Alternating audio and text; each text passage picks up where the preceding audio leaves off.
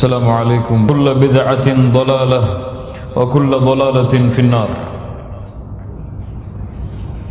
கண்ணியத்துக்குரிய அன்பு சகோதர சகோதரிகளே, அல்லாஹ் ரப்புல் ஆலமீன் எப்படி அவனுடைய அருளால் அவனுடைய நாட்டத்தால் அல்லாஹ் இன்றைய தினத்திலே இந்த இடத்திலே என்னையும் உங்களையும் ஒன்று கூட்டினானோ, அதுபோன்று அல்லாஹ் ரப்புல் ஆலமீன் எம்மை ஜன்னத்துல் ஃபிர்தௌஸிலே ஒன்று கூட்டுவானாக. அதிலும் குறிப்பாக அல்லாஹுடைய தூதர் முஹம்மது ரசூலுல்லாஹ் ஸல்லல்லாஹு அலைஹி வஸல்லம் அவர்களோடும் அவர்களுடைய தோழர்களோடும் அல்லாஹ் என்னையும் உங்களையும் உலக முஸ்லிம்களையும் ஒன்று கூட்டுவானாக. கண்ணியத்துக்குரிய என் அன்பு சகோதரிகளே, அஸ்ஸீரத்துன் நபவிய்யா ஷரீஃபா முஹம்மது ரசூலுல்லாஹ் ஸல்லல்லாஹு அலைஹி வஸல்லம் அவர்களுடைய வாழ்க்கை வரலாற்றின் இரண்டாவது பாடத்திலே அல்ஹம்துலில்லாஹ் அல்லாஹ் நம்மை அமர வைப்பதற்கு ஒரு வாய்ப்பை அளித்திருக்கின்றான். கண்ணியத்துக்குரிய என் அன்பு சகோதர சகோதரிகளே, அஸ்ஸீரா என்றால் சார யசீரு சைரன், பயணம் செய்வது என்று பொருள்படும். சீரா என்று வரலாற்று ஆசிரியர்கள் வரலாற்றிற்கு பயணம் செய்யக்கூடிய இந்த வார்த்தையை அழைப்பதற்கு காரணம், ஒருவருடைய வாழ்க்கையை அவர் எந்த வழியில் சென்றாரோ அந்த வழியில் சென்று அந்த வரலாற்றை அறிவதற்குத்தான் சீரா என்ற வார்த்தையை வரலாற்று ஆசிரியர்கள் பயன்படுத்துகின்றார்கள். குறிப்பாக முஹம்மது ரசூலுல்லாஹ் ஸல்லல்லாஹு அலைஹி வஸல்லம் அவர்களுக்கு அஸ்ஸீரத்துன் நபவிய்யா என்று வரலாற்று ஆசிரியர்கள் அவர்களுடைய வரலாற்றிற்கு இந்த சீரா என்ற வார்த்தையை பயன்படுத்தியதன் காரணம், முஹம்மது ரசூலுல்லாஹ் ஸல்லல்லாஹு அலைஹி வஸல்லம் அவர்கள் இந்த பூமியில் பிறந்ததிலிருந்து அவர்கள் இந்த பூமியை விட்டு பிரிந்தது முதல் அவர்கள் எந்த வழியிலெல்லாம் இந்த உலகத்திலே சென்றார்களோ அந்த வழியிலே சென்று அவர்களுடைய வரலாற்றை அறிவதற்குத்தான் அஸ்ஸீரத்துன் நபவிய்யா என்று பெயர்படுகிறது. கண்ணியத்துக்குரிய என் அன்பு சகோதர சகோதரிகளே, இன்றைய எம்முடைய பாடத்துடைய முதல் பகுதி மன்ஹுமுல் அரப். அரப் மக்கள் என்று அழைக்கப்படக்கூடிய அவர்கள் யார், அவர்களுடைய தலைமுறை என்ன, அவர்கள் எந்த இடத்திலிருந்து இந்த அரபு தேசத்திலே வந்து அமர்ந்தார்கள். அரபுகள் என்று அழைக்கப்படக்கூடிய இந்த சொல் அரபி மொழியை அவர்கள் பேசியதால் அரபுகள் என்று அழைக்கப்படுகின்றார்கள். இந்த அரபுகளை வரலாற்று ஆசிரியர்கள் இரண்டு வகையாக பிரிக்கின்றார்கள். இந்த அரபுகளை வரலாற்று ஆசிரியர்கள் இரண்டு வகையாக பிரிக்கிறார்கள். அல் அரபுல் பாஇதா, அல் அரபுல் பாஇதா வல் அரபுல் பாக்கியா. அல் அரபுல் பாஇதா வல் அரபுல் பாக்கியா. அல் அரபுல் பாஇதா என்றால் இவர்கள்தான் அரபுகளில் மூத்தவர்கள். அரபுகள் என்று அழைக்கப்படுவதற்கு முதலாக தகுதியுடையவர்கள் இந்த மக்கள். இவர்கள்தான் பழமை வாய்ந்த அரபுகளுடைய வம்சத்தை சார்ந்தவர்கள். இவர்கள் யார்? இவர்கள் அல்லாஹ்வுடைய தூதர் முஹம்மது ரசூலுல்லாஹ் ஸல்லல்லாஹு அலைஹி வஸல்லம் அவர்களுடைய சமூகத்திற்கு முன்னால் அனுப்பப்பட்ட சில நபிமார்களுடைய சமூகத்தை சார்ந்தவர்கள். உதாரணமாக ஆதுடைய சமூகம், சமூதுடைய சமூகம். இந்த ஆது சமூது கூட்டம் பழமை வாய்ந்த அரபுகள் என்று வரலாற்று ஆசிரியர்கள் பதிகின்றார்கள். அரபுல் பாஇதா, பழமை வாய்ந்த அரபுகள். இவர்கள்தான் அரபுகளின் முன்னோடிகள். இவர்களில் உதாரணம் ஆது வ சமூத். இந்த கூட்டத்தை பற்றி அல்லாஹ் ரப்புல் ஆலமீன் அவனுடைய புத்தகம் அல் குர்ஆனிலே அல்லாஹ் பலவாறாக இவர்களை விவரிக்கின்றான். இந்த ஆது சமூது கூட்டம்தான் அரபு தேசத்திலே முதலாக வாழ்ந்தவர்கள். இவர்களோடு பல அரபு மக்களும் வாழ்ந்திருக்கின்றார்கள். ஆனால் இவர்களுடைய வரலாறுகள் எல்லாம் அந்தந்த நபிமார்களோடு அழிக்கப்பட்டு விட்டது. போரால் அழிந்திருக்கலாம், அல்லது அல்லாஹுடைய இயற்கையான சீற்றங்களால் அழிந்திருக்கலாம், அல்லாஹுடைய கோபத்தால் அழிந்திருக்கலாம். இந்த அரபுல் பாஇதா, பழமை வாய்ந்த அரபுகள் இப்போது எங்கும் கிடையாது. இவர்களுடைய சமூகம் முழுவதுமாக அழிக்கப்பட்டு விட்டது. இரண்டாவது அரபுடைய சமூகம் வரலாற்று ஆசிரியர்களுடைய பிரிவின் அடிப்படையில் அல் அரபுல் பாக்கியா, மீதி இருக்கக்கூடிய அரபுகள். இந்த இரண்டாவது வகையில் இரண்டு அரபுகள் வருகின்றார்கள். இந்த இரண்டாவது வகையில் இரண்டு அரபுகள் வருகின்றார்கள். கஹ்தானியா, அதுனானியா. குழம்ப வேண்டாம். அரபுகள் இரண்டு வகை, அல் அரபுல் பாஇதா வல் அரபுல் பாக்கியா. அரபுல் பாஇதா என்றால் பழமை வாய்ந்த அரபுகள், அல் அரபுல் பாக்கியா என்றால் நிலையாக இப்போதும் இருக்கக்கூடிய அரபுகள், மீதி இருக்கக்கூடிய அரபுகள். இந்த அரபுல் பாக்கியாவிலே இரண்டு வம்சத்தவர்கள் வருகின்றார்கள். அந்த இரண்டு வம்சம் கஹ்தானியா அதுனானியா. கஹ்தான் அதுனான், காஃப் ஹே தா அலிஃப் நூன், கஹ்தான் அதுனான். இந்த கஹ்தானியா யார்? இந்த கஹ்தானியா, கஹ்தான் என்று அழைக்கப்படக்கூடிய மனிதருக்கு முதலாக யஅரிப் அவு யஅரப் என்ற ஒரு மகன் பிறந்தார். இந்த யஅரிப் யஅரப் என்ற வார்த்தையிலிருந்துதான் அரப் என்ற சொல் வெளியே வந்தது. யஅரிப் யஅரப் என்ற ஒரு மகன் இருந்தான் கஹ்தானுக்கு. அந்த வார்த்தையிலிருந்துதான் அரப் என்ற வார்த்தை வெளியே வந்தது. இவர்கள்தான் அபுல் அரப், அரபுகளுடைய தந்தை என்று அழைக்கப்படுவார்கள். முதலாக அரபி மொழியை பேசிய திறம்பட பேசிய அரபுகளில் இவர்கள்தான் முதலாமவர்கள், கஹ்தானியா. இந்த கஹ்தானியா வம்சத்தார்கள் எங்கிருந்து வந்தவர்கள்? உலமாக்களுடைய பெரும் கூட்டம், தாரீகை எழுதக்கூடிய, வரலாற்றை எழுதக்கூடிய உலமாக்களுடைய பெரும் கூட்டம் ஒன்று சேர்ந்து சொல்லுகிறது, நூஹ் அலைஹிஸ்ஸலாம் அவர்களுடைய மகனாகிய சாம் என்ற ஒரு மகனிடம் இருந்துதான் இந்த கஹ்தானியா என்ற அரபுகள் வந்தார்கள். நூஹ் அலைஹிஸ்ஸலாம் அவர்களுடைய மகனில் ஒருவரான சாம் என்பவருடைய வரலாற்றில் இருந்துதான் இந்த கஹ்தானியாவுடைய வரலாறு ஆரம்பிக்கின்றது. கண்ணியத்துக்குரிய என் அன்பு சகோதரிகளே, அரபுல் பாக்கியாவுடைய முதல் பிரிவு கஹ்தானியா. கஹ்தானுக்கு யஅரிப் என்ற ஒரு மகன் இருந்தான். அந்த யஅரிப் என்ற மொழியில், அந்த பெயரில் இருந்துதான் அரப் என்ற சொல் வெளியே வந்தது. இந்த யஅரிப் கஹ்தான் எங்கிருந்து வந்தவர்கள் என்றால், இந்த அரபுகள் எங்கிருந்து உதித்தவர்கள் என்றால், ஜும்ஹூருல் உலமா, உலமாக்களுடைய ஒரு பெரும் கூட்டத்துடைய சான்று, நூஹ் அலைஹிஸ்ஸலாம் அவர்களுடைய மகனாகிய சாம் என்ற மகனிடமிருந்து பிறந்தவர்கள் தான் இந்த கஹ்தான், இந்த கஹ்தான், இந்த யஅரிப் என்ற பிள்ளைகள். இந்த கஹ்தானியா வம்சத்தார்கள் அரபு தேசத்தின் சவுத், என்ன சொல்லுவாங்க தமிழ்ல, தெற்கு அரபுலை வாழ்ந்தவர்கள். மத்திய அரபில் எந்த அரபுகளும் அத்னானுடைய வம்சத்திற்கு முன்னால் வாழவில்லை. தெற்கு பகுதியில் அரபு தேசத்தில் வாழ்ந்தவர்கள் தான் இந்த கஹ்தானியா என்று அழைக்கப்படக்கூடிய இந்த மக்கள். அத்னானியா இவர்கள் யார்? முஹம்மது ரசூலுல்லாஹ் ஸல்லல்லாஹு அலைஹி வஸல்லம் அவர்கள் இந்த பூமியிலே உதித்த வம்சம் இந்த அத்னானியா என்ற வம்சத்தில் இருந்துதான். இந்த வரலாற்றை நான் ஏன் சொல்கிறேன் என்றால், இதை புரிந்தால்தான் முஹம்மது ரசூலுல்லாஹ் ஸல்லல்லாஹு அலைஹி வஸல்லம் அவர்களுடைய பிறப்பை நாம் உண்மையாக அறிய முடியும். அத்னானியா என்ற வம்சத்தில் இருந்துதான் எம்முடைய தூதர் முஹம்மது ரசூலுல்லாஹ் ஸல்லல்லாஹு அலைஹி வஸல்லம் வந்தார்கள்.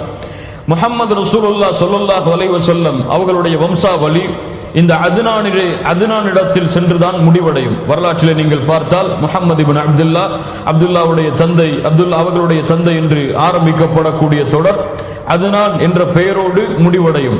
இந்த அத்னானியா என்ற வம்சத்தில் இருந்து வந்தவர்கள் தான் முஹம்மது ரசூலுல்லாஹ் ஸல்லல்லாஹு அலைஹி வஸல்லம். இந்த அத்னான் என்பவர் எங்கிருந்து வந்தார்? நபி இஸ்மாயில் அலைஹிஸ்ஸலாத்து வஸ்ஸலாம் யாருடைய பிள்ளை? இப்ராஹிம் அலைஹிஸ்ஸலாம். இப்ராஹிம் அலைஹிஸ்ஸலாமுடைய எந்த மனைவியுடைய பிள்ளை? ஹாஜரா.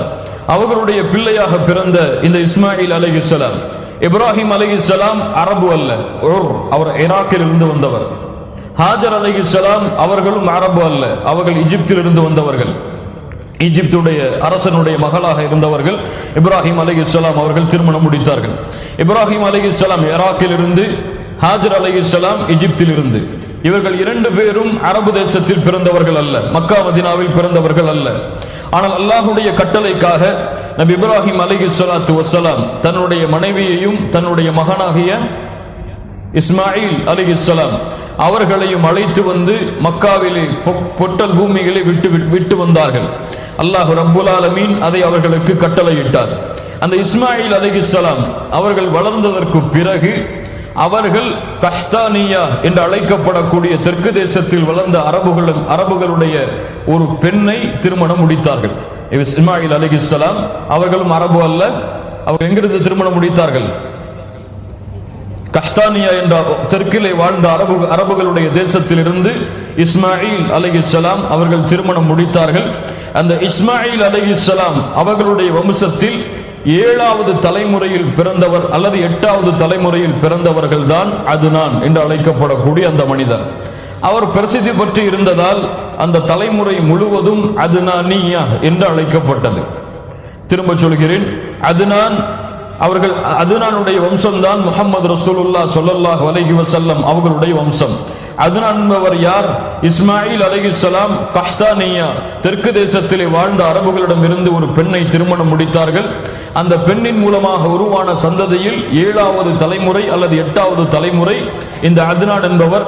இந்த அதுனானுடைய தலைமுறையில் இருந்துதான் அல்லாஹ்வுடைய தூதர் முஹம்மது ரசூலுல்லாஹ் ஸல்லல்லாஹு அலைஹி வஸல்லம் 20வது தலைமுறையாக உதித்தார்கள். சந்தேகம் கிடையாது, 20வது தலைமுறை அதுனானுக்கு பிறகு 20வது தலைமுறை தான் முஹம்மது ரசூலுல்லாஹ் ஸல்லல்லாஹு அலைஹி வஸல்லம். இஸ்மாயில் அலைஹிஸ்ஸலாம் கஹ்தானிடமிருந்து ஒரு பெண்ணை திருமணம் முடித்து அதன் மூலமாக அதுனான் என்பவர் வந்தார்.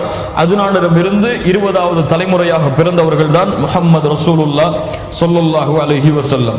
இந்த அதுனானிடம் இருந்துதான் குறிப்பாக அரபு தேசம் விரிந்தது, பரவியது. அரபு மக்கள் முழுவதும் உருவானது குறிப்பாக இந்த அதுனானுடைய வம்சத்தில் இருந்துதான். இதுதான் அரபுகளை பற்றி நாம் சுருக்கமாக அவர்களுடைய வரலாற்றை புரிந்து கொள்வதற்காக. அரபுகள் 2 வகைப்படுவார்கள், அரபுல் பாஇதா அல் அரபுல் பாக்கியா. அரபுல் பாஇதா யார்? பழமை வாய்ந்த அரபுகள். இவர்கள் இந்த பூமியில் இப்போது கிடையாது. அந்தந்த சமூகத்திற்கு அவர்கள் அனுப்பப்பட்டார்கள். அதில் நாம் அறிந்த அந்த பழமை வாய்ந்த அரபுகள் தான் ஆத் சமூத் கூட்டத்தார்கள். அரபுல் பாக்கியா நிலையாக இருக்கக்கூடிய இந்த அரபுகள், இவர்கள் 2 வகை இருக்கிறது, கஹ்தானியா அதுனானியா.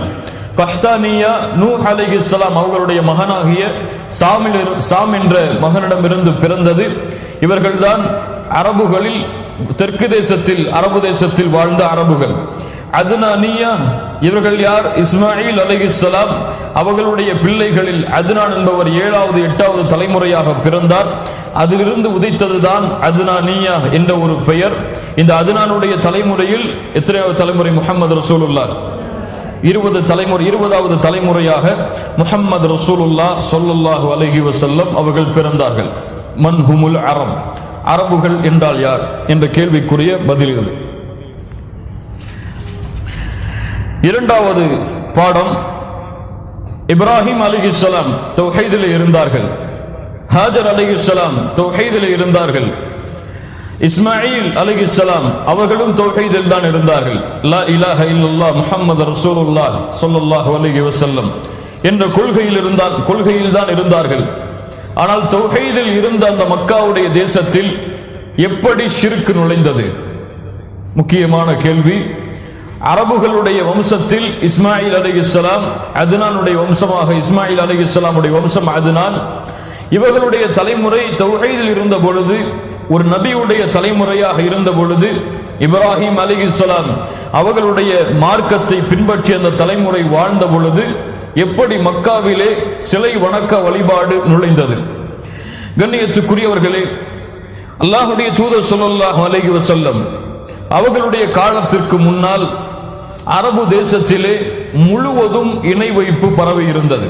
எங்கு பார்த்தாலும் சிலை வணக்க வழிபாடுகள், எங்கு பார்த்தாலும் தெய்வங்களை ஏற்படுத்தி வணங்கக்கூடிய வணக்க வழிபாடுகள், மலக்குகளை இறைவனுடைய பெண் பிள்ளைகள் என்று அழைத்து அவர்களை வணங்கக்கூடிய வணக்க வழிபாடுகள், எது கிடைத்தாலும் அதை கடவுளாக எண்ணி வணங்கக்கூடிய இந்த ஷிர்க் எப்படி மக்காவிலே நுழைந்தது என்றால், அல்லாஹ்வுடைய தூதர் முஹம்மது ரசூலுல்லாஹ் ஸல்லல்லாஹு அலைஹி வஸல்லம் அவர்கள் கூறுகின்றார்கள். இமாம் புகாரி ரஹிமஹுல்லாஹ் பதிவு செய்கிறார்கள்.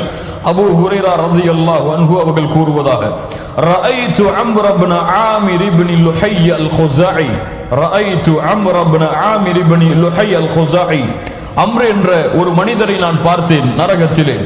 யஜுர்ரு குஸ்பஹு ஃபின்னார், தன்னுடைய குடலை நரகத்திலே சுமந்து செல்கிறார், நரகத்திலே சுமந்து நரகத்தையே சுற்றி சுற்றி வருகிறார். வகான அவ்வல மன் ஷய்யப ஸவாயிப், இவர்தான் மக்காவிலே அரபு தேசத்திலே முதலாக சிலை வணக்க வழிபாடை ஏற்படுத்தியவர்.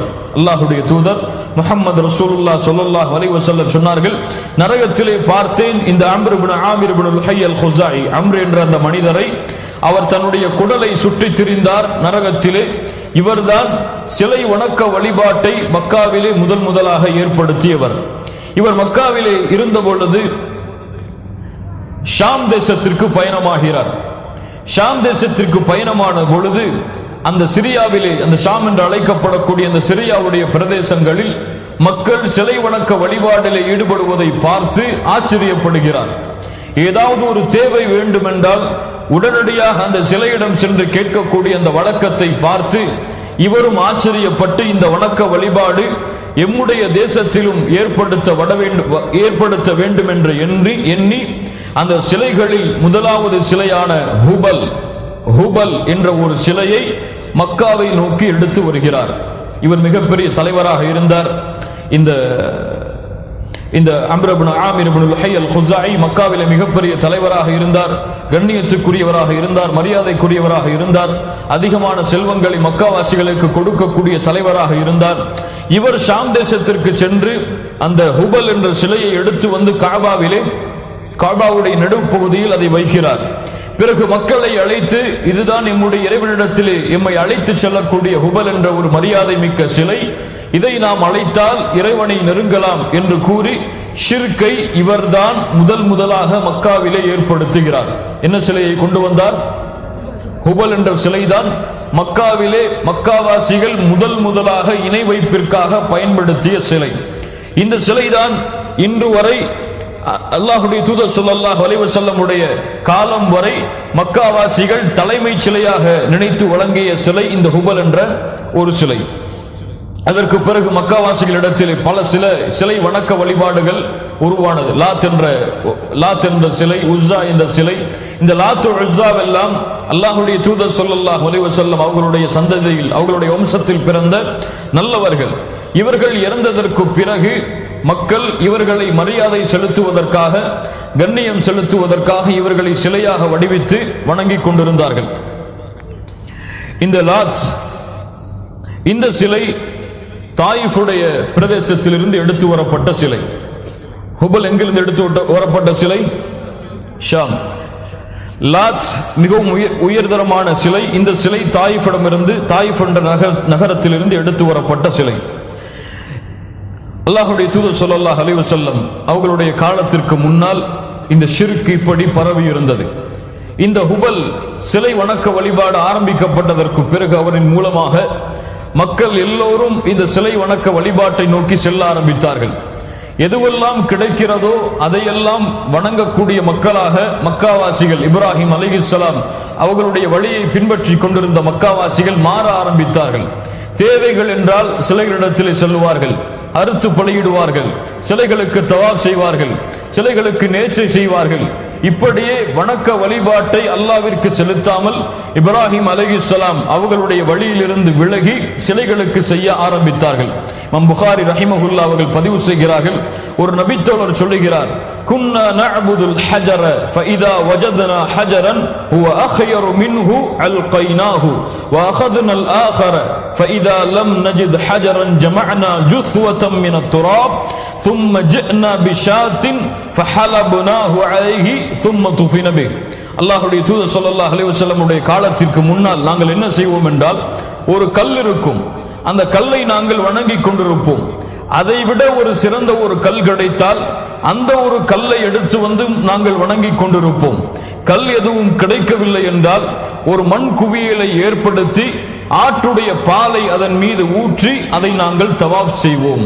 சுப்ஹானல்லாஹ், லா இலாஹ இல்லல்லாஹ். இப்ராஹிம் அலைஹிஸ்ஸலாம் உடைய சந்ததியில், இப்ராஹிம் அலைஹிஸ்ஸலாம் உடைய வழியை பின்பற்றி கொண்டிருந்த அந்த மக்காவிலே வாழ்ந்த அரபுகள் எப்படி இணை வைப்பிலே கேடுகட்ட இணை வைப்பை நோக்கி சென்றார்கள் என்று பாருங்கள். சிலைகளை, கல்லை வணங்குவார்கள். கல் கிடைக்கவில்லை என்றால் ஒரு மண் குவியலை ஏற்படுத்தி அதற்கு தவாப் செய்வார்கள் என்றால் இவர்களிடத்தில் இந்த இணை வைப்பு எவ்வளவு ஆழமாக பதிந்திருந்தது என்பதை நாம் பார்க்க முடிகிறது. கண்ணியத்துக்குரிய நண்பு சகோதர சகோதரிகளே, இப்ராஹிம் அலைஹிஸ்ஸலாம் உடைய அந்த வழியை, அந்த மார்க்கத்தை அம்ர் என்ற அந்த ஒரே ஒரு மனிதர் முழுவதுமாக மாற்றினார். இப்ராஹிம் அலைஹிஸ்ஸலாமுடைய அந்த வழியை, அந்த தௌஹீதுடைய வழியை அம்ர் இப்னு ஆமிர் என்ற அந்த மிகப்பெரிய கொடுங்கோலன் ஷிர்க்கை ஏற்படுத்திய அந்த மனிதன் இப்ராஹிம் அலைஹிஸ்ஸலாமுடைய வழியை முற்றிலுமாக மாற்றி சிலை வணக்க வழிபாடை ஏற்படுத்தி, அதுவும் எது கிடைத்தாலும் வணங்கக்கூடிய அளவிற்கு அந்த மக்காவாசிகளை உருவாக்கினான் என்றால் இவனுக்கு அல்லாஹ் ரப்புல் ஆலமீன் நரகத்தை தவிர வேறு எதை கூலியாக கொடுக்க முடியும்? கண்ணியத்துக்குரிய என் அன்பு சகோதர சகோதரிகளை, அது மட்டுமல்லாமல் இந்த மக்காவாசிகள் எதையெல்லாம் வணங்கிக் கொண்டிருந்தார்கள் என்றால், நாயிலா அசாஃப் என்று 2 காதலர்கள் இருந்தார்கள். இந்த வரலாற்றை எல்லாம் சொல்லுவது முறையல்ல, இருந்தாலும் வரலாற்று ஆசிரியர்கள் பதிவு செய்வதால் சொல்ல வேண்டும் என்ற கட்டாயம். நாயிலா ஆசப் என்ற 2 காதலர்கள் இருந்தார்கள். இவர்கள் தங்களுடைய தவறான இச்சையை தீர்த்துக் கொள்வதற்காக காபாவுடைய இடத்தை பயன்படுத்திய பொழுது அல்லாஹ் அவர்களை காபாவிலேயே அழித்தார். இதை பின்னால் வாழ்ந்த அரபுகள் இவர்களுடைய உடலை எடுத்து இவர்களும் நல்லவர்களாக இருப்பார்கள் என்று கருதி அவர்களை சிலையாக மாற்றி சஃபா மர்வா என்ற மலைகளுக்கு மலையிலே வைத்து, ஒருவரை சஃபாவிலும் இன்னொருவரை மர்வாவிலும் சிலையாக வைத்து அதை வணங்கக்கூடிய முஷ்ரிக்குகளாக காஃபிர்கள் மக்காவாசிகள் வாழ்ந்து கொண்டிருந்தார்கள். லா இலாஹ இல்லல்லாஹ். எப்படிப்பட்ட கேடுகட்ட வணக்க வழிபாடு பாருங்கள். எதையெல்லாம் கிடைக்கிறதோ அதையெல்லாம் வணங்கக்கூடிய மக்களாக மாறினார்கள். தங்களுடைய சமூகத்தில் முன்னோர்களாக யாரெல்லாம் இருந்தார்களோ அவர்கள் நல்லவர்களாக இருந்தால் அவர்களை சிலையாக மாற்றி அதற்கு தவாஃப் செய்யக்கூடிய மக்களாக மாறி வருகின்றார்கள். இன்று முஸ்லிம்களிலும் இந்த வணக்க வழிபாட்டை பார்க்கலாம். அல்லாஹ்வுடைய தூதர் ஸல்லல்லாஹு அலைஹி வஸல்லம் தௌஹீதை கொண்டு வந்ததற்கு பிறகும், லா இலாஹ இல்லல்லாஹ்வை கொண்டு வந்ததற்கு பிறகும், அல்லாஹ்வை வணங்குமாறும் ஷிர்க்கை விட்டு ஒதுங்கிக் கொள்ளுமாறும் இந்த சமூகத்தை எச்சரிக்கை செய்ததற்கு பிறகும், இந்த சமூகத்திலே வந்த நல்லவர்கள் யாராவது மரணித்து விட்டால் இன்றளவும் கூட அவர்களுடைய கபரை கண்ணியம் செலுத்தி அந்த கபருக்கு தவாஃப் செய்யக்கூடிய மக்களாக இன்று முஸ்லிம்கள் இருப்பதை நம்மால் பார்க்க முடிகிறது. நம்முடைய நாடுகளிலே பார்க்கலாம். கபர்களை தவாஃப் வருவார்கள், கபர்களுக்கு சஜ்தா செய்வார்கள், கபர்களை அலங்கரிப்பார்கள், கபர்களுக்கு மரியாதை செலுத்துவார்கள். கபரிலே சென்று அங்கே உட்கார்ந்தால், அங்கே அமர்ந்தால், அதை தொட்டால் பரக்கத் என்று எண்ணுவார்கள், அதற்கு பூஜை செய்வார்கள். இது போன்ற ஷிர்கான வணக்கத்தை ஐயாமுல் ஜாஹிலியாவிலே வாழ்ந்த அந்த முஷ்ரிக்குகள் செய்தார்கள் என்றால் அதை அப்படியே எடுத்து இன்று முஸ்லிம்களில் பலரும், சிலர் அல்ல பலரும் இந்த வணக்க வழிபாட்டை, அல்லாஹ்விற்கு செய்ய வேண்டிய இந்த வணக்க வழிபாட்டை நல்லடியார்கள் இருந்த இடத்திற்கு செய்யக்கூடிய நிலைமையை இன்றளவும் எம்மால் பார்க்க முடிகிறது. அல்லாஹ் ரப்புல் ஆலமீன் நம்முடைய சமூகத்தை சுத்தப்படுத்துவானாக. காபாவிலே 360 சிலைகளை அல்லாஹ்வுடைய தூதர் முஹம்மது ரசூலுல்லாஹ் ஸல்லல்லாஹு அலைஹி வஸல்லம் அவர்கள் கண்டார்கள். எப்போது? ஃபத்ஹ் மக்காவின் பொழுது, மக்காவுடைய வெற்றியின் பொழுது. அவ்வளவு சிலைகளையும் வைத்து இந்த ஹுபல் என்ற சிலையை தலைமைச் சிலையாக வைத்து மக்காவாசிகள் வணங்கி கொண்டிருந்தார்கள். இப்படி இணை வைப்பு அந்த மக்காவாசிகளிடத்திலே கலந்திருந்த பொழுதும் அல்லாஹ்வை மட்டுமே வணங்கி வழிபடக்கூடிய சில மக்களும் அந்த சமூகத்திலே இருந்தார்கள். சுப்ஹானல்லாஹ். அழகிய வரலாறு மீண்டும் உங்களுக்கு நான் நினைவுபடுத்துகிறேன். முஹம்மது ரசூலுல்லாஹ் ஸல்லல்லாஹு அலைஹி வஸல்லமுடைய காலத்திற்கு முன்னாலும் இப்படி மக்காவாசிகள் ஷிர்கிலும் குஃப்ரிலும் இருக்கும் பொழுது கூட அல்லாஹ் ஒருவனை மட்டுமே வணங்கி ஷிர்க்கை எதிர்க்கக்கூடிய மக்களும், இப்ராஹிம் அலைஹிஸ்ஸலாம் அவர்களுடைய வழியை பின்பற்றக்கூடிய நல்ல மக்களும் அந்த சமூகத்திலே வாழத்தான் செய்தார்கள். அவர்களைத்தான் ஹுனஃபா என்று அழைக்கப்படும். மன் ஹுமுல் ஹுனஃபா?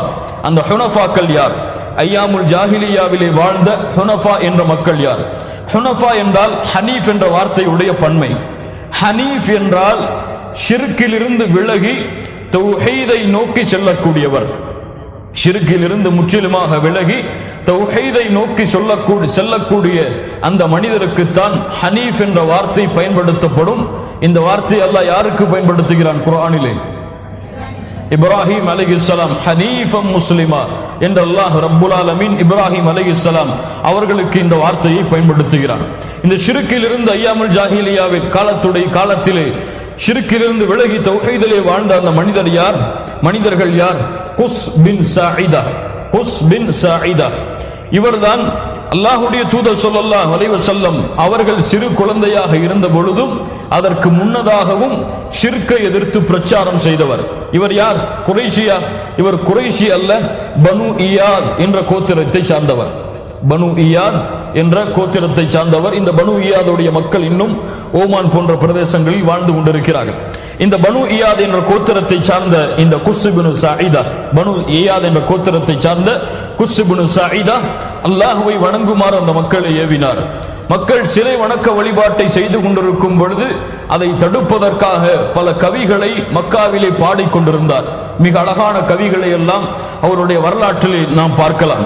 முஹம்மது ரசூலுல்லாஹ் ஸல்லல்லாஹு அலைஹி வஸல்லம் அவர்களுடைய காலத்திலே, முஹம்மது ரசூலுல்லாஹ் என்று சொல்லும் பொழுது ஸல்லல்லாஹு அலைஹி வஸல்லம் என்று நாவுகள் உச்சரிக்க வேண்டும். அல் பகீல், யார் கஞ்சன் என்றால், யாருக்கு முன்னால் என் பெயர் உச்சரிக்கப்படும் பொழுது யார் எனக்கு ஸலவாத்தை கூறவில்லை அவர்கள்தான் கஞ்சர்கள். முஹம்மது ரசூலுல்லாஹ் ஸல்லல்லாஹு அலைஹி வஸல்லம் அவர்களுடைய காலத்திலே பனு இயாதுடைய கோத்திரம் முஹம்மது ரசூலிடத்தில் இஸ்லாமை ஏற்ற வந்த பொழுது அல்லாஹ்வுடைய தூதர் கேட்டார்கள், ஐன குஸ், அந்த குஸ் என்ற மனிதர் எங்கே? குஸ் இப்னு சாயிதா எங்கே என்று அல்லாஹ்வுடைய தூதர் ஸல்லல்லாஹு அலைஹி வஸல்லம் கேட்டார்கள். அவர்கள் சொன்னார்கள், அல்லாஹ்வுடைய தூதரை, குஸ் எப்போதோ மரணித்து விட்டார். அவருடைய வார்த்தைகளில் சில வார்த்தைகளை எதையாவது நீங்கள் கூற முடியுமா என்று அந்த பனு இயாதை பார்த்து அல்லாஹ்வுடைய தூதர் கேட்ட பொழுது அவர் கூறிய அந்த தௌஹீதுடைய வார்த்தைகளை அவர் கேட்பார்.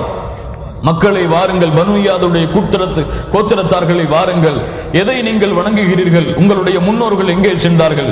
எங்கே அவர்கள் சென்றார்கள்? யார் கூலி கொடுக்க முடியும் நன்மைக்கு? கூலி கொடுப்பவனை தவிர. யார் தீமைக்கு கூலி கொடுக்க முடியும்? அதை தடுத்தவனை தவிர என்று அல்லாஹ்வை பற்றியும் மறுமையை பற்றியும் மக்களுக்கு எச்சரிக்கை செய்து ஷிர்கில் இருந்து மக்களை ஒதுக்கி கொண்டிருந்தார் இந்த குஸ் இப்னு சாயிதா என்ற ஒரு மனிதர், பனு இயாதுடைய கோத்திரத்தை சார்ந்தவர்.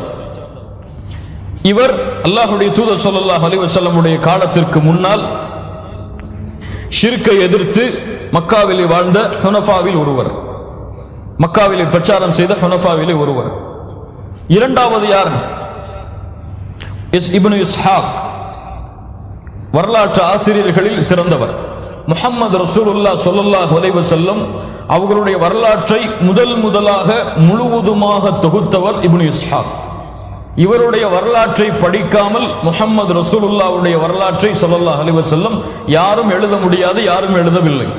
அவ்வளவு வரலாற்றிலே பிரசித்தி பெற்ற இப்னு இஸ்ஹாக் அல்லாஹ்வுடைய தூதருடைய காலத்திற்கு மிகவும் பின்னால் காலத்திலே வாழ்ந்தவர். இப்னு இஸ்ஹாக் 500 ஹிஜ்ரி ஆண்டுக்கு பின்னால் வாழ்ந்தவர் இப்னு இஸ்ஹாக். இவர்கள் கூறுகின்றார்கள், ஒரு முறை குறைஷிகள் ஈதுடைய நாளை ஏற்படுத்தினார்கள். சிலைகளுக்கு பூஜை செய்யக்கூடிய ஒரு பெருநாளை ஏற்படுத்தினார்கள். ஊருக்கு ஒதுக்குப்புறமாக எல்லா குறைஷிகளும் தங்களுடைய குழுவையும் அழைத்துக் கொண்டு அந்த சிலையுடைய விழாவிற்காக சென்ற பொழுது 4 மக்கள் அதை விட்டு விலகி இருந்தார்கள். இவர்கள் தான் அந்த ஹுனஃபாவுடைய முக்கியமானவர்கள். அதில் முதலாமவர் யார்? நாம் எல்லாம் அறிந்தவரில் ஒருவர் வரகா இப்னு நௌஃபல் இப்னு அஸத். வரகா இப்னு நௌஃபல் இப்னு அஸத். இவர் யார்? ஹதீஜா ரலியல்லாஹு அன்ஹா அவர்களுடைய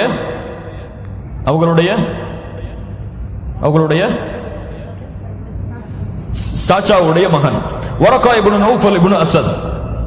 இவர் அதில் ஒருவர். இரண்டாவது உபைதுல்லாஹ் இப்னு ஜாஸ், அல்லாஹ்வுடைய தூதர் ஸல்லல்லாஹு அலைஹி வஸல்லம் உடைய குடும்பத்தாரில் ஒருவர். இவரும் உஸ்மான் இப்னு ஹுவைரிஸ் என்ற ஒரு மனிதர், ஸைத் இப்னு அம்ர் இப்னு நுஃபைல் என்ற ஒரு மனிதர். இவர் உமர் ரலியல்லாஹு அன்ஹு அவர்களுடைய குடும்பத்தை சார்ந்தவர். வரகா இப்னு நௌஃபல், இவர்கள் யார்? இவர்கள் மக்காவிலே வாழ்ந்த பொழுது மக்காவிலே இருக்கக்கூடிய சிலை வணக்க வழிபாட்டை புறக்கணித்து நஸ்ரானியாக மாறினார். கிறிஸ்துவ மதத்தை தன்னுடைய மதமாக ஏற்றுக்கொண்டார். முஹம்மது ரசூலுல்லாஹ் ஸல்லல்லாஹு அலைஹி வஸல்லம் நுபுவத்தை அடைவதற்கு முன்னால் இவர் நஸ்ரானியாக இருந்தார். நஸ்ரானியில் மிகப்பெரிய மார்க்கத்தை கற்ற, நஸ்ரானியுடைய மதத்தை முழுவதுமாக கற்றறிந்த ஒரு மிகப்பெரிய மார்க்க அறிஞராக இந்த வரகா இப்னு நௌஃபல் அவர்கள் இருந்தார்கள். அதனால்தான் முஹம்மது ரசூலுல்லாஹ் ஸல்லல்லாஹு அலைஹி வஸல்லம் அவர்களுக்கு வஹை மூலமாக ஜிப்ரீல் அலைஹிஸ்ஸலாம் வஹையை கொண்டு வந்த பொழுது ஹதீஜா ரலியல்லாஹு அன்ஹா யாரிடத்தில் அழைத்து சென்றார்கள்? வரகா இப்னு நௌஃபல் இடத்தில் தான் அழைத்து சென்றார்கள். வரகா இப்னு நௌஃபல் இஸ்லாமை ஏற்றுக்கொண்டாரா இல்லையா?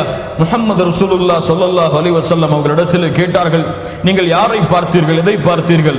அவர்கள் சொன்னார்கள், என்னிடத்தில் ஒரு மனிதர் வந்தார், அவர் என்னை இதை ஓதும்படி என்னை கட்டாயப்படுத்தினார், நானும் அதற்கு பின்னால் ஓதினேன் என்று சொன்ன பொழுது வரகா இப்னு நௌஃபல் அவர்கள் சொன்னார்கள், இவர்கள்தான் முன்னால் வாழ்ந்த நபிமார்களுக்கெல்லாம் வஹியை கொண்டு வந்த ஜிப்ரீல் அலைஹிஸ்ஸலாம்.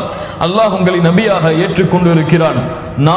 நான் வயது முதிர்ந்தவனாக ஆகிவிட்டேனே, வயதிலே குறைந்த இளைஞனாக இருந்திருந்தால் உங்களோடு சேர்ந்து உங்களுக்கு நான் உதவி செய்திருப்பேனே என்ற ஒரு வார்த்தையை பயன்படுத்துகிறார். இந்த வார்த்தையை வைத்து உலமாக்களும் வரலாற்று ஆசிரியர்களும் வரகா இப்னு நௌஃபலுடைய இந்த வார்த்தை முஹம்மது ரசூலுல்லாஹ்வுடைய நுபுவத்தை அவர் அங்கீகரித்து விட்டார் என்ற ஒரு வரலாற்றை சான்றை கொடுக்கிறது என்று எழுதுகிறார். அல்லாஹு அலம். அதற்கு மேல் அல்லாஹ் அறிந்தவன். சில வரலாற்று ஆசிரியர்கள் இஸ்லாமை ஏற்ற ஆண்களில் முதலாமவராக வரகா இப்னு நௌஃபலை கொண்டு வருகிறார்கள். யாருக்கு முன்னால் அபூபக்கர் சித்தீக் ரலியல்லாஹு அன்ஹு அவர்களுக்கு முன்னால் இஸ்லாமை ஏற்ற முதலாவராக வரகா இப்னு நௌஃபல் அவர் அந்த வார்த்தையை வெளிப்படுத்துகிறார். நான் மட்டும் வயோதிகனாக இல்லை என்றால், வாலிபனாக இருந்திருந்தால், மக்கள் உங்களை வெளியேற்றும் பொழுது, உங்களுடைய கோத்திரத்தார்கள் உங்களை துரத்தும் பொழுது நான் உங்களுக்கு உறுதுணையாக இருப்பேன் என்ற வார்த்தையை வைத்து இவரும் இஸ்லாமிய மார்க்கத்தை ஏற்றிருக்கலாம் என்ற ஒரு வரலாற்றை கொண்டு வருகிறார்கள். இவர் ஷிர்கை விட்டு தௌஹீதிலே இருந்தவர், அல்லாஹ்வுடைய தூதருடைய காலத்திற்கு முன்னாலும் பின்னாலும். இரண்டாவது உபைதுல்லாஹ் இப்னு ஜஹ்ஷ். இவர் யார்? மக்காவிலே இருந்த முஷ்ரிக்குகளோடு வாழ்ந்தவராக இருந்தாலும் இவரும் நஸ்ரானியுடைய மதத்தை ஏற்றுக்கொண்டார். உபைதுல்லாஹ் கிறிஸ்தவ மதத்தை ஏற்றுக்கொண்டார். அல்லாஹ்வுடைய தூதர் ஸல்லல்லாஹு அலைஹி வஸல்லமுடைய குடும்பத்தாராக இவர் இருந்தார். இவர் அல்லாஹ்வுடைய தூதர் ஸல்லல்லாஹு அலைஹி வஸல்லமுடைய காலத்திலே உம்மு சலமா ரலியல்லாஹு அன்ஹா, யார் இவர்கள்? முஹம்மது ரசூலுல்லாஹ்வுடைய மனைவிமார்கள் ஒருவர். உம்மு சலமா ரலியல்லாஹு அன்ஹா அவர்களை முதலாக திருமணம் முடித்தவர் தான் இந்த உபைதுல்லாஹ் இப்னு ஜஹ்ஷ். இவர் அபிசீனியாவிற்கு ஹிஜ்ரத் செய்தார். ஹிஜ்ரத் செய்து அவர் அங்கே இருந்த பொழுது மீண்டும் நஸ்ரானியுடைய மதத்தை ஏற்றுக்கொண்டார். இஸ்லாமை ஏற்றதற்கு பிறகு முர்த்ததாக அவர் மாறினார். முர்த்ததாக மாறிய காரணத்தால் தான் உம்மு சலமா அவர்களை விட்டு விலகினார்கள். அதற்கு பிறகு அதே நிலையிலேயே சிறு நாட்களுக்கு பிறகு மரணமாகிவிட்டார் நஸ்ரானியாக, முர்த்ததாக. இங்கே ஒரு விஷயத்தை நினைவுபடுத்துகிறேன். இஸ்லாமிய மார்க்கத்துடைய சட்டத்தின்படி முர்த்ததாக ஒரு மனிதர் ஹலீஃபாவுடைய ஆட்சியில் மாறினார், ஹிலாஃபத் இருக்கும் பொழுது அவர் முர்த்ததாக மாறினால் அவருக்குரிய தண்டனை என்ன? அவரை நாம் கொலை செய்ய வேண்டும். ஆனால் இந்த உபைதுல்லாஹ் இப்னு ஜஹ்ஷ் இவர் இஸ்லாமிய மார்க்கத்தை ஏற்றுக்கொண்டார். சஹாபாக்கள் இருந்தார்கள். அந்த நேரத்தில் இவர் முர்த்ததாக மாறினாலும் ஏன் இந்த உபைதுல்லாவை சஹாபாக்கள் எதுவும் செய்யவில்லை? அங்கே ஹிலாஃபத் இஸ்லாமிய ஆட்சி இன்னும் அமையவில்லை. இதிலிருந்து என்ன புரிகிறது? இஸ்லாமிய ஆட்சி நடக்காத நாடுகளில் ஒருவர் இஸ்லாமிய மார்க்கத்தை விட்டு வெளியேறி முர்த்ததாக மாறினால் அவரை தொந்தரவு செய்வதற்கோ அவருக்கு இந்த சட்டத்தை கொடுப்பதற்கோ யாருக்கும் தகுதி கிடையாது, ஹிலாஃபா அமையும் வரை. இவர் நஸ்ரானியாகவே மரணித்து விட்டார். அல்லாஹ் ரப்புல் ஆலமீன் பாதுகாப்பானாக. மூன்றாவது உஸ்மான் இப்னு அல் ஹுவைரிஸ். இவரும் நஸ்ரானியாக இருந்தார். ஐயாமுல் ஜாஹிலியாவுடைய ஷிர்கை எதிர்த்து நஸ்ரானியுடைய மதத்தை ஏற்றுக்கொண்டார். அதே நிலையிலேயே மரணித்து விட்டார். ஆனால் இவர் அல்லாஹ்வுடைய தூதர் ஸல்லல்லாஹு அலைஹி வஸல்லமுடைய நுபுவத்தை பற்றி கேள்விப்பட்டாரா இல்லையா என்று எமக்கு தெரியாது. அல்லாஹு அலம், அல்லாஹ் தான் அறிந்தவன். நான்காவது ஸைத் இப்னு அம்ர் இப்னு நுஃபைல். இந்த ஸைத் இப்னு அம்ர் மிக முக்கியமான ஒரு மனிதர். இந்த ஸைத் இப்னு அம்ர் இவர் இஸ்லாம் நஸ்ரானியாகவோ கிறிஸ்துவராகவோ மாறவில்லை. அஸ்மா பின்த் அபி பக்கர் அவர்கள் சொல்கிறார்கள், ஆயிஷா ரலியல்லாஹு அன்ஹாவுடைய யார் சகோதரி அஸ்மா பின்த் அபி பக்கர், இவர்கள் சொல்கிறார்கள், இந்த ஸைத் இப்னு அம்ர் நான் சிறு வயதாக இருந்த பொழுது அல்லாஹ்வை வணங்கும்படி எங்களுக்கு ஏவுவார், தௌஹீதை ஏவுவார், இணை வைப்பை நோக்கி செல்லக்கூடிய மக்களை எச்சரிப்பார். அல்லாஹ்வுடைய தூதர் ஸல்லல்லாஹு அலைஹி வஸல்லம் அவர்கள் கூட சிறு வயதாக இருந்த பொழுது ஸைத் இப்னு அம்ர் இப்னு நுஃபைல் அவரை பார்த்து கேட்டார்கள், ஏன் இந்த குறைஷிகள் உங்களை எதிர்க்கிறார்கள், ஏன் நீங்கள் எதிர்ப்பதற்கு காரணமாக அமைகிறீர்கள்? சுப்ஹானல்லாஹ். அந்த சிறு வயதில் கூட நபித்துவம் கிடைப்பதற்கு முன்னால் கூட சத்தியத்தை தேடி அலைந்த மனிதராக முஹம்மது ரசூலுல்லாஹ் ஸல்லல்லாஹு அலைஹி வஸல்லம் அவர்கள் இருந்தார்கள். அந்த சிறு வயதில் கூட ஸைத் இப்னு அம்ர் இப்னு நுஃபைலை பார்த்து கேட்பார்கள், ஏன் குறைஷிகள் உங்களை எதிர்க்கிறார்கள், எதிர்ப்பதற்கு என்ன காரணம் என்று. இந்த ஸைத் இப்னு அம்ர் இப்னு நுஃபைல் அவர்கள் அல்லாஹ்வுடைய நாட்டத்தால் அல்லாஹ்வுடைய தூதர் முஹம்மது ரசூலுல்லாஹ் நுபுவத்தை ஏற்பதற்கு முன்னாலேயே மரணித்து விடுகிறார். 5 ஆண்டுகளுக்கு முன்னால், நுபுவத்தை ஏற்பதற்கு 5 ஆண்டுகளுக்கு முன்னாலேயே இந்த ஸைத் இப்னு அம்ர் இப்னு நுஃபைல் மரணித்து விடுகிறார். இந்த ஸைத் இப்னு அம்ர் இப்னு நுஃபைல் இவருக்கு பிறந்தவர் தான் ஸயீத் இப்னு ஸைத் ரலியல்லாஹு அன்ஹு. இந்த ஸயீத் இப்னு ஸைத் யார் என்று யாராவது உங்களுக்கு கூறினால் இன்ஷா அல்லாஹ் அவர்களுக்கு எதையாவது ஹதியாவாக கொடுக்கலாம். ஸயீத் இப்னு ஸைத் யார்? இவருக்கு அல்லாஹ்வுடைய தூதர் ஒரு சிறப்பான ஒரு சான்றை கூறினார்கள்.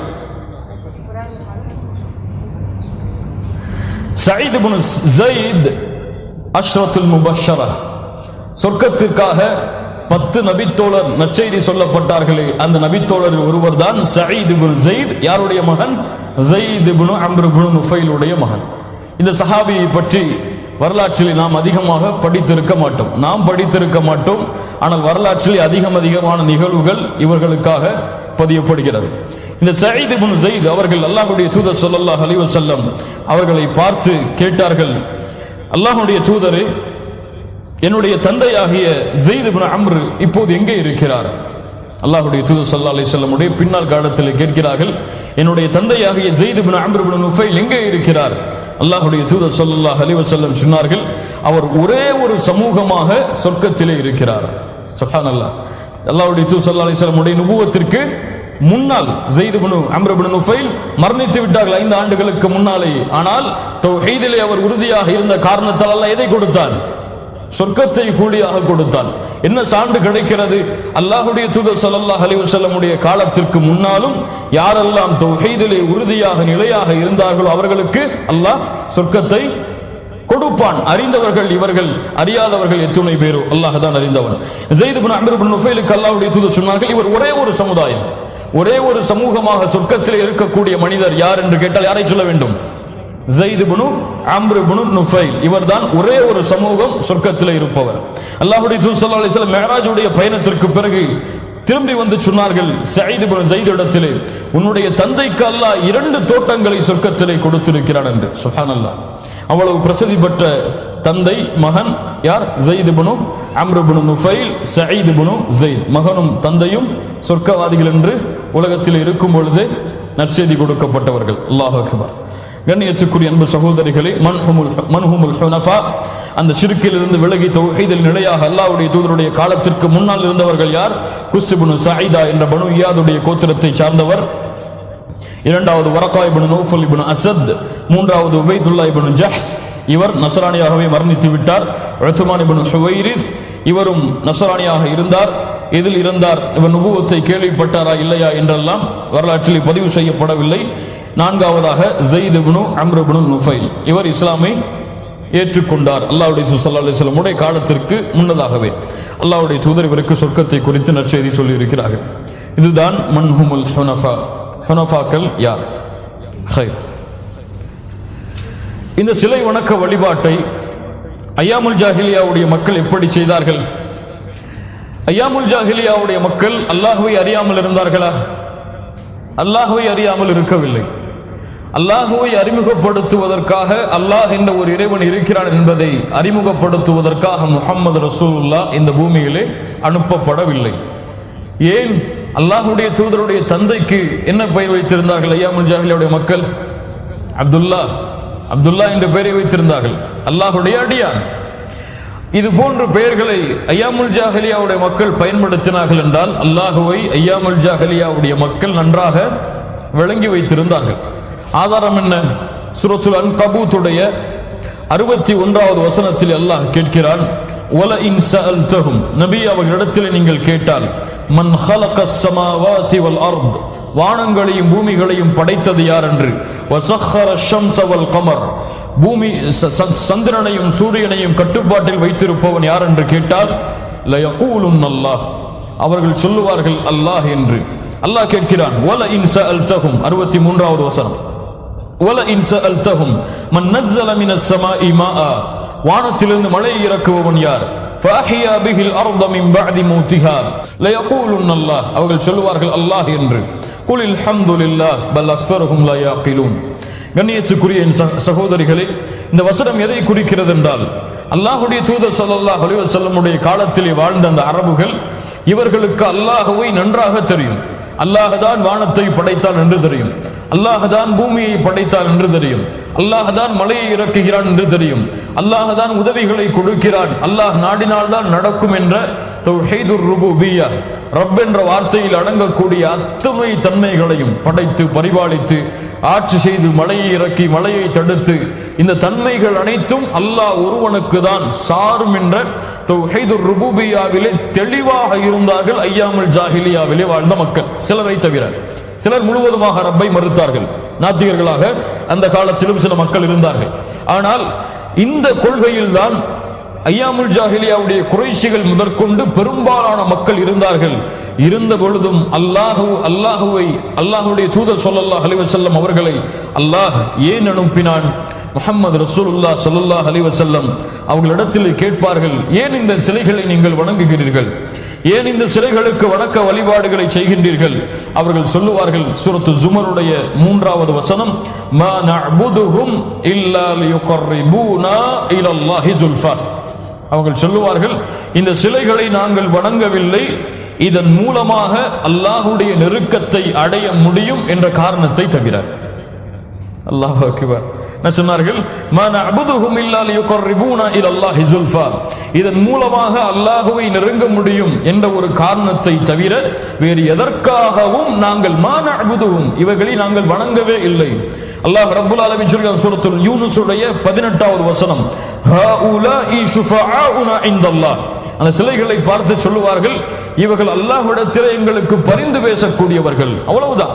இதை நாங்க ரப்புன்னு சொல்லல, இதுதான் எங்களை படைச்சதுன்னு சொல்லல, இதுதான் எங்களுக்கு உயிரை கொடுத்ததுன்னு சொல்லல, இதுதான் எங்களுக்கு உணவளிக்குதுன்னு சொல்லல, இவைகளை நாங்கள் வணங்குகிறோம் எதற்காகத்தான்? இது எங்கள் ரப்பிடத்திலே எங்களை நெருக்கத்தை ஏற்படுத்தும் என்ற காரணத்திற்காக தவிர வேறு எதற்காகவும் நாங்கள் இந்த சிலைகளை வணங்கவில்லை. இதுதான் ஐயாமுல் ஜாஹிலியாவுடைய காலத்திலே வாழ்ந்த, அறியாமை காலத்திலே வாழ்ந்த அந்த குறைஷிகள், அந்த காஃபிர்கள், முஷ்ரிக்குகளுடைய ஒட்டுமொத்த கொள்கை. கண்ணியத்துக்குரிய நண்பு சகோதர சகோதரிகளே, இந்த கொள்கையில் இன்று முஸ்லிம்களில் சிலரும் இருப்பதை இப்போது நாம் பார்க்கிறோம். அல்லாஹுவை நேரடியாக அழைக்க தெரியாமல், அல்லாஹுவை நேரடியாக அழைத்தால் பதில் கொடுப்பான், என் தேவைகளை நிறைவேற்றுவான் என்பதை அறியாமல் முஸ்லிம்களில் சிலர், குறிப்பாக பெண்களில் சிலர், தமிழகத்திலே வாழக்கூடியவர்களும் அல்லது மற்ற நாடுகளிலே வாழக்கூடியவர்களும் அல்லாஹுவை ஒரு வழி இல்லாமல், ஒரு நேசர் இல்லாமல் நெருங்க முடியாது என்ற காரணத்தை கொண்டு அல்லாஹுவை நெருங்குவதற்கு, அல்லாஹுவை அடைவதற்கு, அல்லாஹ்விடத்திலே கோரிக்கையை வைத்ததை பெறுவதற்கு அல்லாஹுடைய அடியார்களாக இந்த பூமியில் வாழ்ந்த நல்லவர்களுடைய பெயரை வைத்து அல்லாஹுவை நெருங்குவதை. சுப்ஹானல்லாஹ். இது ஐயாமுல் ஜாஹிலியாவுடைய காலத்திலே வாழ்ந்த கொள்கையை அப்படியே பின்பற்றுவதுதான் இந்த கொள்கை. ஐயாமுல் ஜாஹிலியாவுடைய காலத்திலே அவர்களும் அல்லாஹுவை ரப்பாக ஏற்றுக் கொண்டிருந்தார்கள், அவர்களும் அல்லாஹுவை தான் வணங்கினார்கள். அந்த சிலைகளை அவர்கள் அழைத்தார்கள் என்றால் அந்த சிலைகள் யாராக இருந்தார்கள்? லாத் ஒரு மிகப்பெரிய நல்லவராக இருந்தார். லாத் லத்த யலுத்து, ஒரு மக்காவாசிகளிலே ஒரு சூப்பை விநியோகம் செய்யக்கூடிய ஒரு மனிதராக இருந்தார் இந்த லாத் என்பவர். ஏன் அல்லாஹ்வுடைய தூதர் ஸல்லல்லாஹு அலைஹி வஸல்லம் சிலைகளை உடைக்கும் பொழுது, ஃபத்ஹ் மக்காவின் பொழுது இப்ராஹிம் அலைஹிஸ்ஸலாமுடைய சிலை இருந்தது, நபி ஈசா அலைஹிஸ்ஸலாமுடைய சிலை இருந்தது மக்காவிலே, புகாரிலே வருகின்றது. இந்த சிலைகளை, இந்த நபிமார்களுடைய சிலைகளை, நல்லவர்களுடைய சிலைகளை வைத்துதான் இவர்கள் அல்லாஹுவை நெருங்கினார்கள். இப்போது ஒரு நல்லடியாரை வைத்து ஒருவர் அல்லாஹுவை நெருங்குகிறார், அதுவும் இறந்துவிட்ட இந்த உலகத்திலே இல்லாத ஒரு நல்லடியாரை வைத்து அல்லாஹுவை நெருங்குகிறார். இவர்களுக்கும் அவர்களுக்கும் என்ன வித்தியாசமாகும்? அல்லாஹ் ரப்புல் ஆலமீன் பாதுகாப்பானாக. அல்லாஹுவை யாரின் மூலமாகவும் நெருங்க வேண்டும் என்ற அவசியம் கிடையாது. அல்லாஹுவை ஒருவரை வைத்து அழைத்தால் தான் அந்த அழைப்பிற்கு அல்லாஹ் பதில் கொடுப்பான் என்ற தேவை எல்லாம் அல்லாஹ்விற்கு கிடையாது. அல்லாஹுவை யார் அழைத்தாலும், எப்படிப்பட்ட மோசமான மனிதர் அழைத்தாலும் அல்லாஹ் அந்த அழைப்பிற்கு பதில் கொடுப்பான். குர்ஆனிலே சூரத்து ஜுமரை எடுத்து படித்து பாருங்கள். அல்லாஹ் சொல்லுகின்றான், குல் யா இபாதியல்லதீன அஸ்ரஃபு அலா அன்ஃபுஸிஹிம், குல் யா இபாதியல்லதீன அஸ்ரஃபு அலா அன்ஃபுஸிஹிம் என்று பலர் சொல்லுகின்றார்கள், நாங்கள் இவ்வளவு பாவம் செய்து விட்டோம், இந்த பாவத்தோடு எப்படி எங்களுடைய ரப்பை நாங்கள் அழைப்பது? இவ்வளவு குற்றத்தோடு இருக்கிறோம், இந்த குற்றத்தோடு எப்படி அந்த தூய்மையாக இருக்கக்கூடிய இறைவனை அழைப்பது?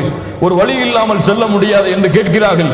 அவர்களுக்கெல்லாம் அல்லாஹ் பதில் சொல்லுகின்றான், குல் யா இபாதியல்லதீன அஸ்ரஃபு அலா அன்ஃபுஸிஹிம், வரம்பு மீறி பாவம் செய்து கொண்ட, தங்களுக்கு தாங்களே அநீதம் இழைத்துக் கொண்ட, குல் யா இபாதி, என்னுடைய அடியார்களுக்கு நபியை சொல்லுங்கள். சுப்ஹானல்லாஹ், அல்லாஹ்வுடைய அருளை யாரும் அளக்க முடியாது.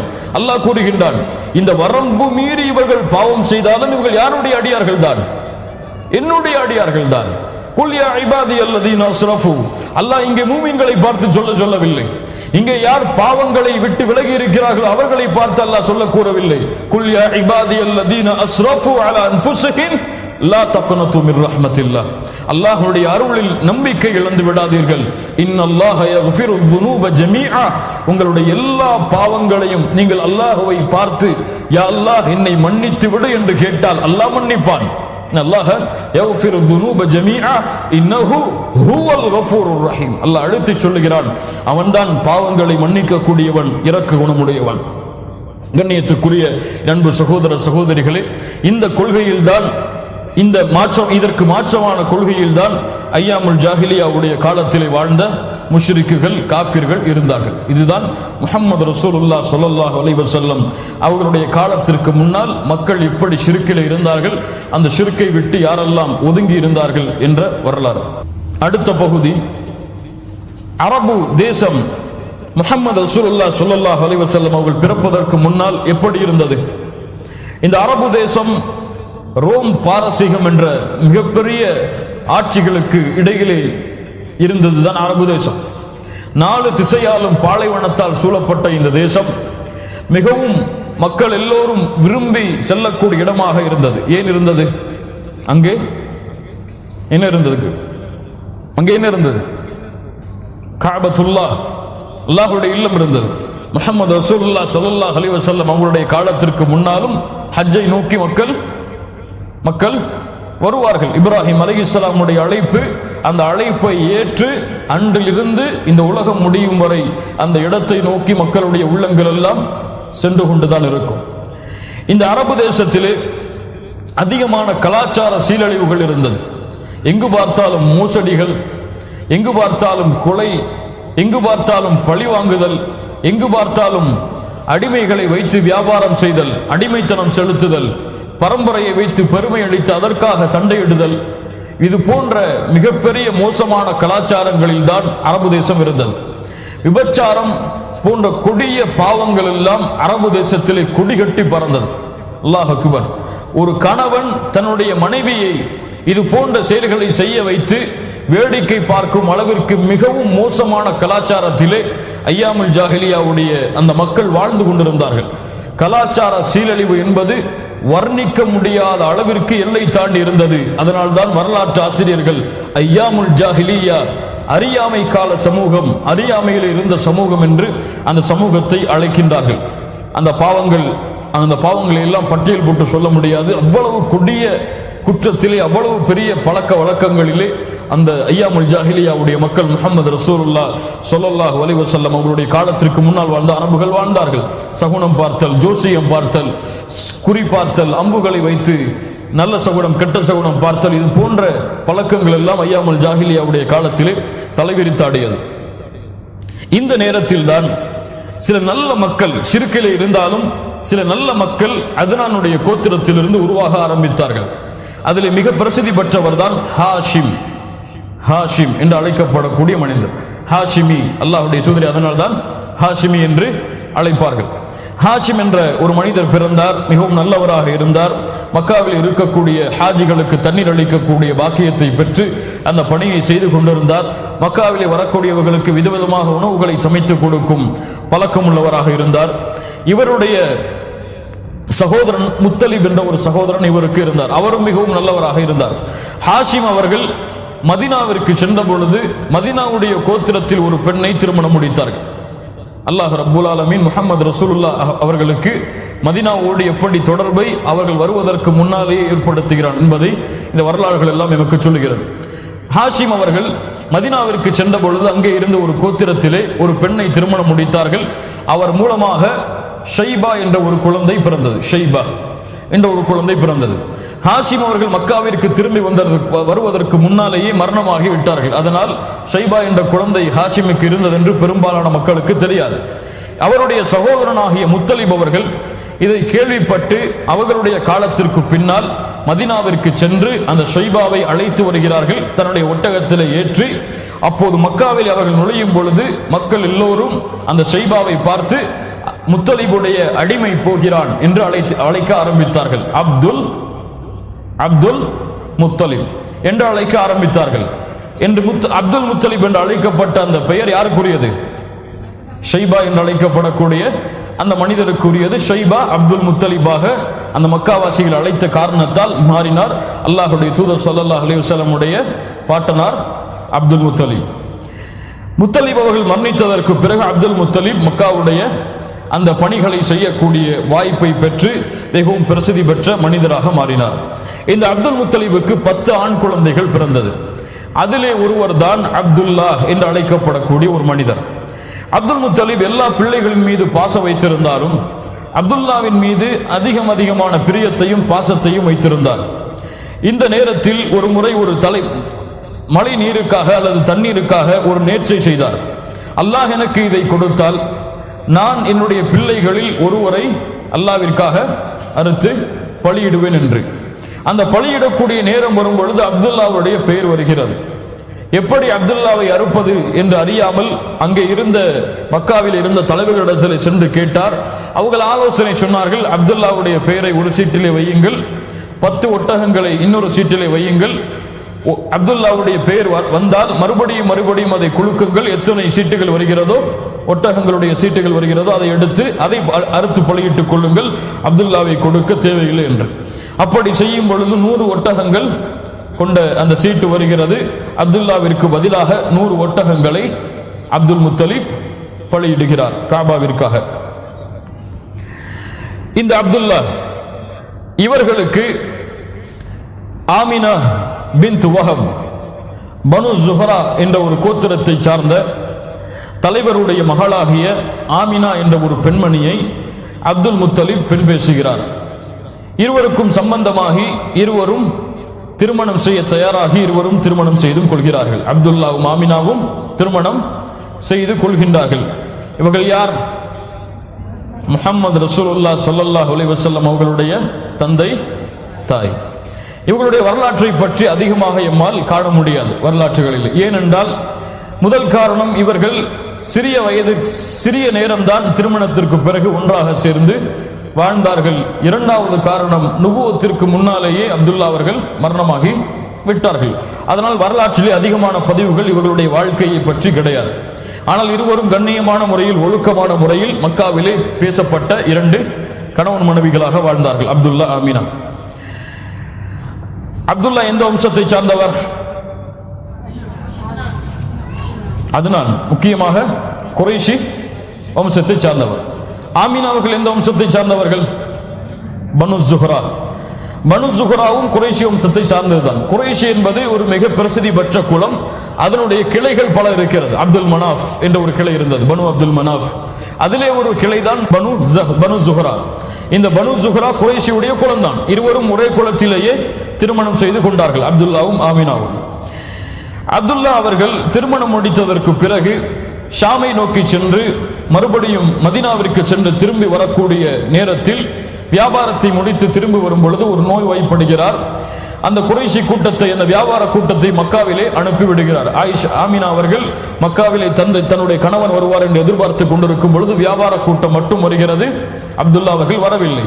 கேட்டார்கள், நோய்வாய்ப்பட்டிருக்கிறார், நோய் முடிந்ததற்கு பிறகு அப்துல்லா திரும்பி வருவார் என்று ஆமினா அவர்களுக்கு அந்த வியாபார கூட்டம் சொன்னது. ஆனால் வந்த 2வது செய்தி, அப்துல்லா அவர்கள் மரணித்து விட்டார்கள் என்ற செய்திதான். முஹம்மது ரசூலுல்லாஹ் ஸல்லல்லாஹு அலைஹி வஸல்லம் அவர்களுடைய தந்தையுடைய வயிற்றில் இருக்கும் பொழுது அப்துல்லா அவர்கள் மரணமாகி விட்டார்கள் என்பதுதான் வரலாறு. இன்னும் சில ரிவாயத்துகளிலே அவர்கள் 2 வருடங்களுக்கு பிறகுதான் மரணித்தார்கள் முஹம்மது ரசூலுல்லாஹ் பிறந்ததற்கு பிறகு. ஆனால் அதற்கு ஆதாரம் எதுவும் கிடையாது. முஹம்மது ரசூலுல்லாஹ் ஸல்லல்லாஹு அலைஹி வஸல்லம் அவர்கள் இந்த பூமியிலே பிறப்பதற்கு முன்னாலேயே அப்துல்லா அவர்கள் மரணித்து விடுகிறார்கள். எங்கே? எஸ்ரிப் என்றால் மதீனாவுடைய பழைய பெயர். மதீனாவுடைய பழைய பெயர் எஸ்ரிப் என்ற இடத்திலேயே தன்னுடைய 23 அல்லது 24 அல்லது 25 மிக சுருக்கமான வயதிலேயே அப்துல்லா அவர்கள் மரணித்து விடுகிறார்கள். இந்த நேரத்திற்கு முன்னால் நடந்த மிக முக்கியமான நிகழ்வுதான் அஸ்ஹாபுல் ஃபீல், யானை படை சம்பவம் என்று அழைக்கப்படக்கூடிய அந்த நிகழ்வு. அப்துல் முத்தலிபுடைய காலத்திலே நடந்த மிக பிரசித்தி பெற்ற சம்பவங்களில் ஒன்று. முஹம்மது ரசூலுல்லாஹ் ஸல்லல்லாஹு அலைஹி வஸல்லம் அவர்களுடைய பிறப்புடைய ஆண்டை பற்றி சொல்லும் பொழுது யானைப்படை, அந்த யானைப்படையுடைய ஆண்டில் பிறந்தவர் என்று முஹம்மது ரசூலுல்லாஹ் ஸல்லல்லாஹு அலைஹி வஸல்லம் அவர்கள் அழைக்கப்படுவார்கள். ஏனென்றால் ஒரு ஆண்டிலே என்ன நிகழ்வு நடக்கிறதோ அந்த நிகழ்வைத்தான் அந்த ஆண்டுடைய பெயராக அரபுகள் சூட்டுவார்கள். அவர்களுக்கென்று தனி காலண்டரோ தனி எண்ணிக்கையுடைய மாதங்களோ கிடையாது. அல்லாஹ்வுடைய தூதர் ஸல்லல்லாஹு அலைஹி வஸல்லம் காலத்திற்கு பிறகுதான் ஹிஜ்ராவுடைய காலண்டர் தொடங்கமானது. யாருடைய ஆட்சியிலிருந்து? உமர் இப்னுல் கத்தாப் ரலியல்லாஹு அன்ஹு அவருடைய ஆட்சியிலிருந்து. இந்த ஆமுல் ஃபீல் என்று அழைக்கப்படக்கூடிய இந்த யானைப்படை சம்பவம் என்ன? நஜ்ஜாசி மன்னன் யமன் தேசத்திற்கு அப்ரஹா என்ற ஒரு ஆளுநரை நியமித்தான். நஜ்ஜாசி மன்னன் அப்ரஹா என்ற ஒரு ஆளுநரை யமன் தேசத்திற்கு நியமிக்கின்றான். இவன் பார்க்கிறான், உலகத்தில் இருந்து எல்லா மூலைகளிலும் மக்கள் மக்காவை நோக்கி மட்டுமே சென்று கொண்டிருப்பதை, காபாவை தரிசிப்பதற்காக மட்டும் உலகத்திலிருந்து நாலா புறங்களிலும் மக்கள் சென்று கொண்டிருப்பதை பார்த்து இந்த திசையை மாற்ற வேண்டும், இந்த காபாவை நோக்கி மக்கள் செல்லுவதை நம்முடைய நாட்டை நோக்கி வர வேண்டும் என்ற காரணத்திற்காக ஒரு பெரிய ஒரு கட்டிடத்தை, காபாவை விட பலமான அலங்கரிக்கப்பட்ட ஒரு கட்டிடத்தை எங்கே கட்டுகிறான்? யமனிலே அமைக்கின்றான். இதை அமைத்ததை கேள்விப்பட்ட ஒரு தோழர், பனு கினானா என்ற குலத்தை சார்ந்த ஒரு தோழர் அங்கே சென்று அந்த இல்லத்தை அசுத்தப்படுத்தி விடுகிறார். அதன் காரணமாக கோபமடைந்த இந்த அப்ரஹா அந்த காபாவை அடியோடு அடித்து நொறுக்கி விட வேண்டும், காபாவை இருந்த இடம் தெரியாமல் தகர்த்து விட வேண்டும் மஅதல்லாஹ் என்பதற்காக பெரும் படையை கூட்டிக் கொண்டு 60,000 எண்ணிக்கை கொண்ட படையை கூட்டிக் கொண்டு பெரும் யானை படைகளோடு 13 அல்லது 9 யானை படைகளோடு கிளம்பி வருகிறான் யமனில் இருந்து காபாவை நோக்கி அழிப்பதற்காக. ஆனால் தெரியவில்லை யார், அவன் அறியவில்லை அங்கே வந்ததற்கு பிறகு யார் அழிய போகிறார்கள் என்று. அப்ரஹா 60,000 மக்களுடைய படையை கொண்டு வருவதை கண்ட குறைஷிகள், மக்கா காஃபிர்கள் எல்லாம், அப்துல் முத்தலிபுடைய குடும்பத்தார்கள் எல்லோரும் பயந்து நடுங்கி ஒரு மலைக்கு பின்னால் தஞ்சம் அடைகிறார்கள். அவ்வளவு எண்ணிக்கை கிடையாது. அரபுகளை பொறுத்தவரை அவர்கள் வெளிநாடுகளில் எல்லாம் போர் செய்து வெளி மாநிலங்களை எல்லாம் போர் செய்து பழக்கம், வெளி மாநிலங்கள் எல்லாம் போர் செய்து போருடைய தந்திரம் அறிந்தவர்கள் கிடையாது. அவர்கள் சண்டை பிடிப்பதாக இருந்தால் குலத்தோடு சண்டை பிடிப்பார்கள் அல்லது பரம்பரையோடு சண்டை பிடிப்பார்கள். இவர்கள் ரோம் பாரசீக அரசுகளோடு எல்லாம் மோதுவதற்கு இவர்களுக்கு சக்தி கிடையாது. அதனால்தான் சஹாபாக்கள் பின்னால் காலத்திலே ரோம் பாரசீக அரசுகளுக்கெல்லாம் சென்ற பொழுது சஹாபாக்களை பார்த்து ரோம பாரசீக அரசர்கள் கேலி செய்தார்கள். அரபு தேசத்திலிருந்து வந்திருக்கிறாயா, நீ போரிட போகிறாயா, எதையாவது கொடுக்கிறோம் வாங்கி செல், அல்லது உனக்கு ஏழை என்றால் உனக்கு காசு பணம் கொடுக்கிறோம் திரும்ப செல் என்று கேலி செய்தார்கள். அரபுகள் போர் செய்ததாக வரலாற்றில் எங்கேயும் பார்க்க முடியாது. அப்படிப்பட்ட அரபுகள் எல்லோரும் மக்காவிலே ஒரு மலைக்கு பின்னால் சென்று தஞ்சம் அடைகிறார்கள்.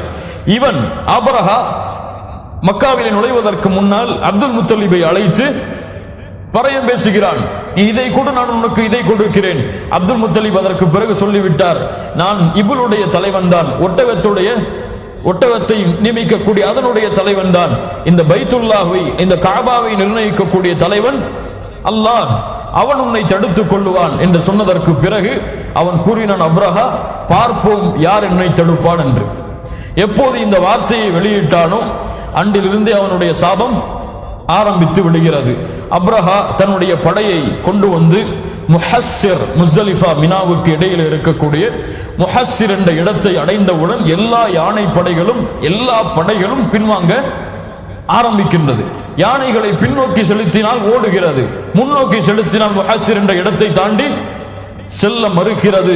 என்ன நடக்கிறது என்று அப்ரஹா பயந்து நடுங்கிக் கொண்டிருக்கும் பொழுது அல்லாஹ் ரப்புல் ஆலமீன் இறக்குகிறான். அலம் தர கைஃப ஃபஅல ரப்புக பி அஸ்ஹாபில் ஃபீல் அலம் யஜ்அல் கைதஹும் ஃபீ தضلீல் வ அர்ஸல அலைஹிம் தைரன் அபாபீல். அபாபீல் என்ற பறவைகளை சிறிய கற்களுடைய அலகுகளை சிறிய கற்களை கொண்டு அல்லாஹ் ரப்புல் ஆலமீன் அனுப்புகிறான். அந்த கற்களை அந்த படையின் மீது அல்லாஹ் ரப்புல் ஆலமீன் வீசச் செய்கிறான். வந்த அத்துணை மக்களும் இடம் தெரியாமல் அப்படியே தர்மீஹிம் பிஹிஜாரத்தின் மின் சிஜ்ஜீல் ஃபஜஅலஹும் கஅஸ்ஃபின் மஅகூல், மென்று தின்னு போடப்பட்ட வைக்கோலை போன்று அனைவரும் அப்படியே மாறிவிடுகிறார்கள்.